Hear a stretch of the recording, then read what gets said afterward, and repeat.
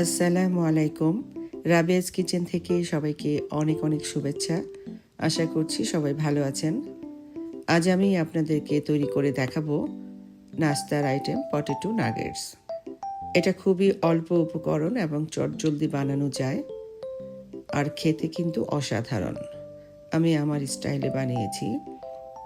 আশা করছি আমার আজকের এই রেসিপিটি আপনাদের ভালো লাগবে, আর ভালো লাগলে অবশ্যই লাইক, কমেন্ট ও শেয়ার করতে ভুলবেন না। যারা আমার চ্যানেলে আজই প্রথম, প্লিজ আমার চ্যানেলটি সাবস্ক্রাইব করে নেবেন। পাশে থাকা বেল বাটনটি ক্লিক করে আমার চ্যানেলের সাথেই থাকবেন। তো চলুন দেখিয়ে দিচ্ছি কিভাবে এই পটেটো নাগেটসটা বানাতে হয়। প্রথমে এইরকম মিডিয়াম সাইজের 4টা আলু সিদ্ধ করে ছিলে এখানে গ্রেট করে নিচ্ছি।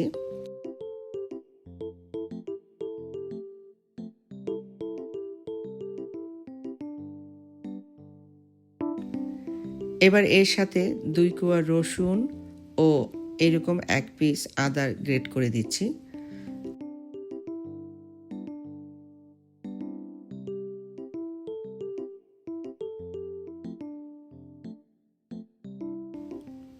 কাঁচামরিচ মিহি কুচি 2টি, লাল গুঁড়া মরিচ 3-এর 1 চা চামচ, অরিগেনো 1 চা চামচ। অরিগেনো আপনাদের কাছে না থাকলে সেক্ষেত্রে আপনারা ধনেপাতাও ব্যবহার করতে পারেন।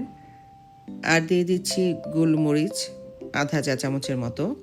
এটা ফ্রেশ গোলমরিচ। ফ্রেশ গোলমরিচের সুন্দর একটা ফ্লেভার হয়। আপনাদের কাছে এটা না থাকলে বাজারে কিনতে পাওয়া যায় গোলমরিচের গুঁড়া, সেটাও ব্যবহার করতে পারবেন। সুইট চিলি সস 2 চা চামচ।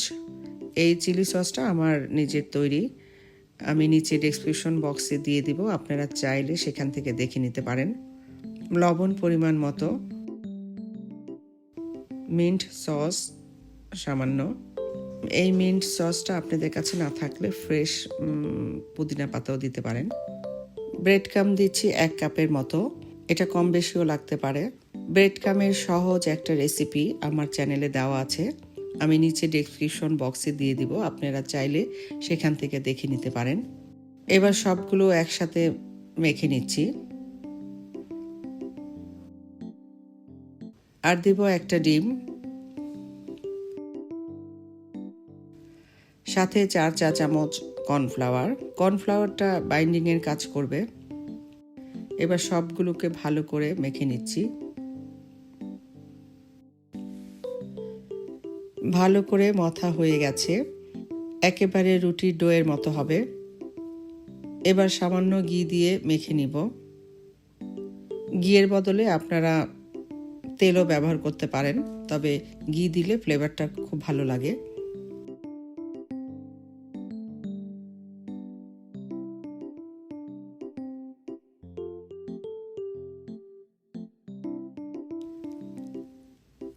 এবার এই ময়ানটাকে ঢাকনা দিয়ে আমি 30 মিনিট রেস্টে রাখবো।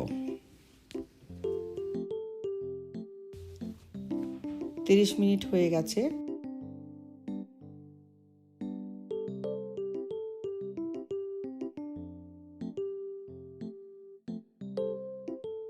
এবারও এই ডোটাকে আরেকটু ভালো করে মথে নিচ্ছি।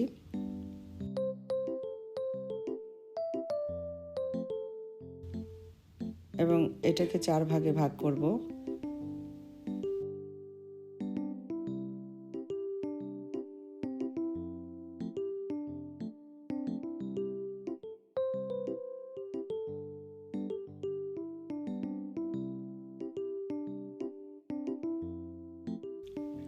এক ভাগ নিয়ে আবারও ভালো করে মথে নিয়ে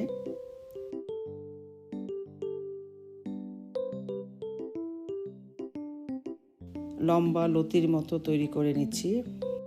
এবার হাতের তালু দিয়ে একটু চ্যাপ্টা করে নেব। এরপর একটা ছুরির সাহায্যে আমি ছোট ছোট পিস করে কেটে নিচ্ছি। জাস্ট আঙ্গুলের 1 কড়া এই পর্যন্ত মাপটা হবে। আপনারা আপনাদের পছন্দ অনুযায়ী সাইজ করে নিতে পারেন, কোনো সমস্যা নেই।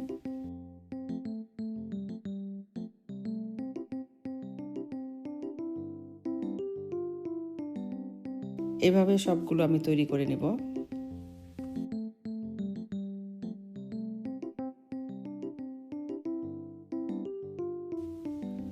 হাতে আর একটু ঘি মেখে নিলাম।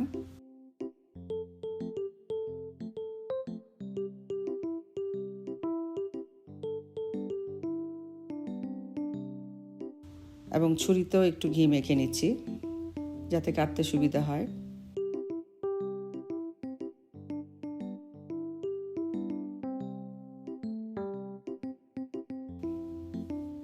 সবগুলো বানানো হয়ে গেছে। এবার উপরে আমি কর্নফ্লাওয়ার ছিটিয়ে দিচ্ছি, আপনারা চাইলে ময়দাও দিতে পারেন। এটা দেওয়ার উদ্দেশ্য হলো একটার গায়ে একটা যেন না লাগে এবং ভাজতেও সুবিধা হয়। ফ্রিজে রেখে আপনারা 1 থেকে 1.5 মাসও খেতে পারবেন, অথবা সাথে সাথে ভেজে নিয়েও খেতে পারেন। তবে ডিপ ফ্রিজ থেকে বের করে 10-15 মিনিট পরে ভাজবেন।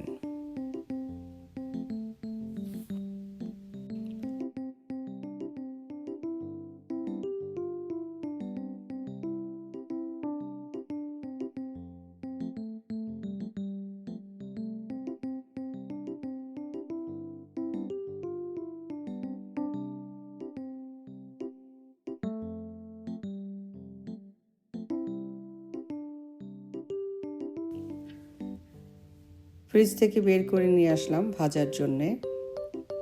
দেখুন একেবারে বরফ হয়ে আছে। চুলায় ভাজার জন্য ডুবো তেল গরম হতে দিলাম। তেলটা গরম হয়েছে কিনা একটু চেক করে নিচ্ছি। হয়ে গেছে তেল গরম। এবার এক এক করে নাগেটসগুলো দিয়ে দিচ্ছি।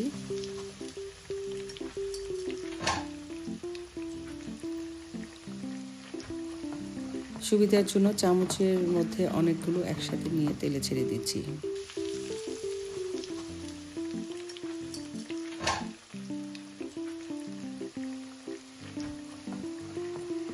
কিছুক্ষণ ভাজার পরে উল্টিয়ে দিচ্ছি। গোল্ডেন ব্রাউন করে ভেজে নেব।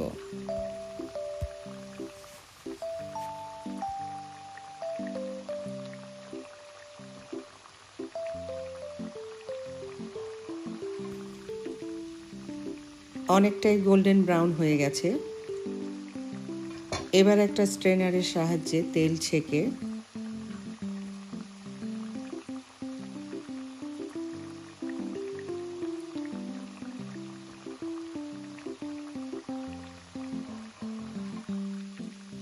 কিচেন টিস্যু পেপারে তুলে নিচ্ছি।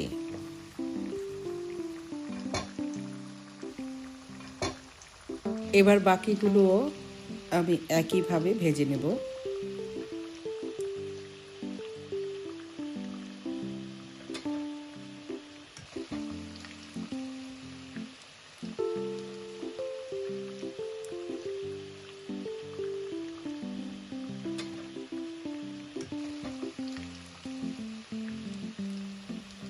হয়ে গেছে সবগুলো ভাজা। তেল ছেঁকে তুলে নিচ্ছি।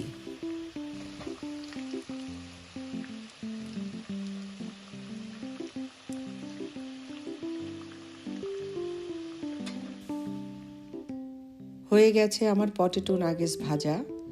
যে কোনো সস দিয়ে এটা খেতে পারেন, তবে আমার কাছে সুইট চিলি সস দিয়ে খেতেই বেশি ভালো লাগে।